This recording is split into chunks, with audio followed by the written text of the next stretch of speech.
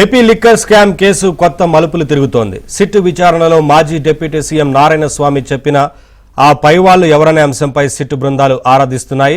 విచారణలో త్వరలోనే కీలక పరిణామాలు జరుగుతాయని భావిస్తున్నారు.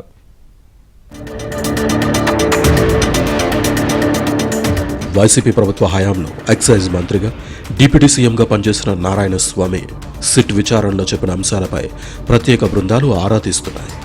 తనను సమావేశాలకు పిలిచినప్పటికీ తనకు తెలియకుండానే పైవాళ్లు అన్ని నిర్ణయాలు తీసుకున్నారని నారాయణస్వామి సిట్ బృందానికి తెలిపారు. ఇప్పుడు ఆ పైవాళ్లు ఎవరనే అంశంపై సిట్ బృందాలు ఆరా తీస్తున్నాయి. వైసీపీ ప్రభుత్వ హయాంలో 2019 నుంచి 2024 వరకు జరిగిన మద్యం కుంభకోణంలో సిట్ అధికారులు 12 మందిని అరెస్ట్ చేశారు. ఇందులో మొత్తం 43 మందిని నిందితులుగా పేర్కొనగా ఇప్పటికే 2 ఛార్జ్షీట్లను కూడా కోర్టులో దాఖలు చేశారు. మరో ఛార్జ్షీట్ను కూడా దాఖలు చేసేందుకు సిట్ తన దర్యాప్తును ముమ్మరం చేసింది.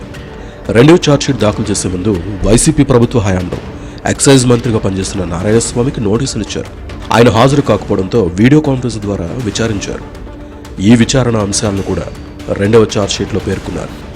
అయితే దర్యాప్తులో భాగంగా సిట్ అధికారులు నారాయణస్వామికి నోటీసులు ఇచ్చి శుక్రవారం వెళ్లి విచారించారు.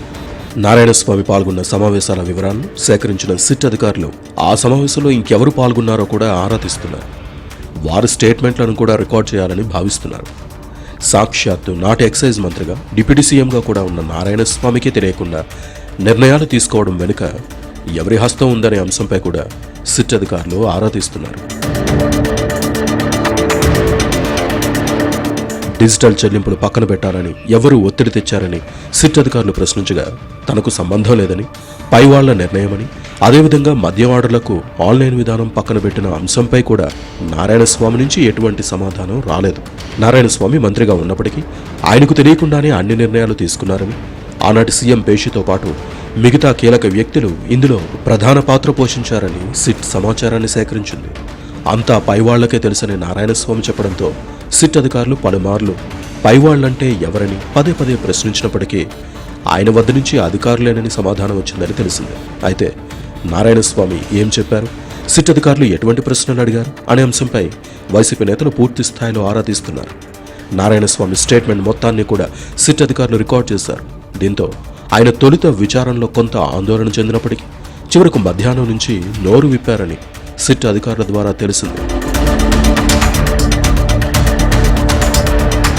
మాజీ మంత్రి నారాయణస్వామితో పాటు సిట్ అదుపులో ఉన్న వరుణ్ పురుషోత్తం ఇచ్చిన సమాచారం మేరకు సిట్ అధికారులు వచ్చే వారం దర్యాప్తును మరింత తీవ్రతరం చేయనున్నారు. బెంగళూరు, హైదరాబాద్లో ఉన్న సిట్ బృందాలను తాము ఇచ్చిన ఆదేశాల ప్రకారం ముందుకు వెళ్లాలని, అప్పటి వరకు వెయిట్ చేయాలని కూడా సూచించినట్టు తెలిసింది.